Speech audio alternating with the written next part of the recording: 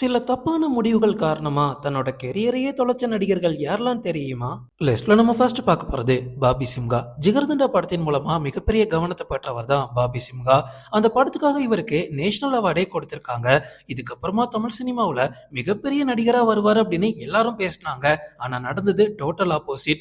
அதுக்கப்புறமா இவர் நடிச்ச படங்கள் எதுவுமே அவருக்கு மிகப்பெரிய ஹிட்டை கொடுக்கல. அந்த சமயத்துல சில ப்ரொடக்ஷன் மற்றும் ஷூட்டிங் தொடர்பான சர்ச்சைகளையும் சிக்கினாரு. இதனால ஆரம்பத்துல இருந்த அந்த பெரிய மொமெண்டம் அவருக்கு மொத்தமா குறைஞ்சு போச்சு.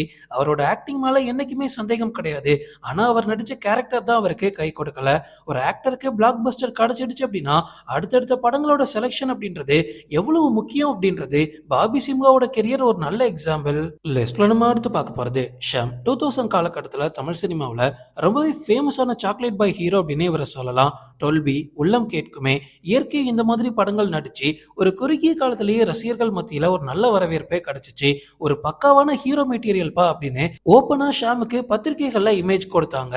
ஆனா அதை அவர் யூஸ் பண்ணிக்கல. அந்த காலகட்டத்தில் தொடர்ந்து பெரிய வெற்றிகளை கொடுக்க முடியாம ஷாம் சினிமாவில இருந்தே காணாம போனாரு. அதுல எப்படியாவது தாக்கு பிடிச்சு நின்றுக்கணும். ஆனா ஷாம் நான் எடுத்த முடிவு கரெக்டா தான் இருக்கும் அப்படின்னு தப்பான படங்கள்ல நடிச்சிட்டு இருந்தாரு. எல்லாமே தொடர்ந்து ஃபிளாப் ஆகி சினிமா விட்டே காணாம போனாரு. திரும்பி வந்திருக்கக்கூடிய ஷாம் இப்போ கேரக்டர் ஆர்டிஸ்டா நடிச்சிட்டு இருக்காரு. ஹீரோ இமேஜ் மொத்தமா போச்சு.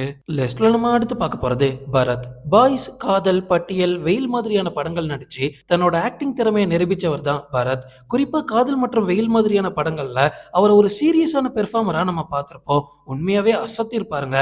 அந்த நேரத்துல தமிழ் சினிமாவோட அடுத்த தலைமுறை முன்னணி ஆக்டரே பரத் தான் அப்படின்னு அவரை ஓப்பனா பத்திரிகைகள்ல எழுதியிருக்காங்க. ஆனா நடந்தது என்னவோ டோட்டலா ஆப்போசிட். அதுக்கப்புறமா பரத் எடுத்த எந்த முடிவுகளும் சரி கிடையாது. அவருக்கு அப்புறம் வந்தவங்க எல்லாம் அவரை ஓவர்டேக் பண்ணி போய்கிட்டே இருந்தாங்க.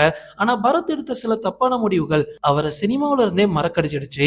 இப்போ மீண்டு வரதுக்காக பல போராட்டங்கள் நடத்திட்டு வராரு. ஆனா பெருசா எதுவும் ஒர்க் அவுட் ஆகல.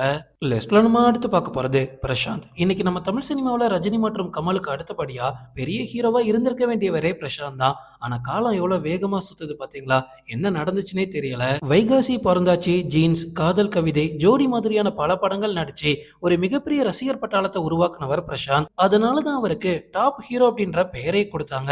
ஆனா காலப்போக்கில் அவரோட பர்சனல் வாழ்க்கையில் நடந்த சில கசப்பான சம்பவங்கள் அவரோட கெரியரை மொத்தமா பாதிச்சுச்சு. அதுக்கப்புறமா பிரசாந்த் எடுத்த எந்த ஒரு முடிவும் அவருக்கு ஒர்க் அவுட் ஆகல.